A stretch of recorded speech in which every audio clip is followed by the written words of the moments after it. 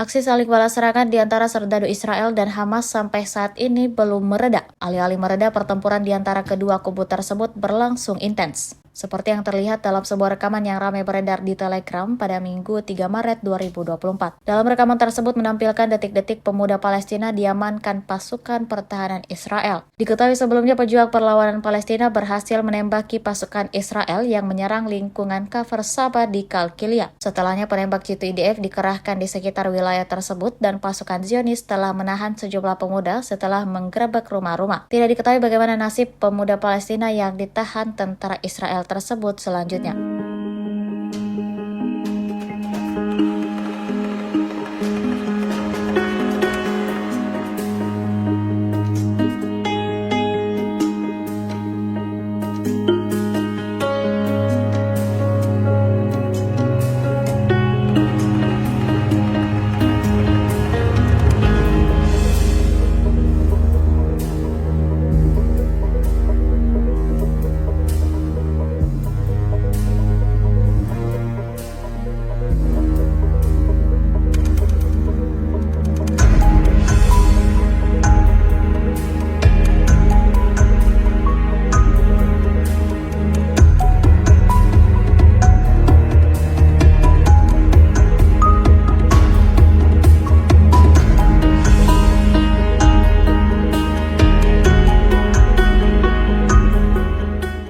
Download Tribun X sekarang, menghadirkan lokal menjadi Indonesia.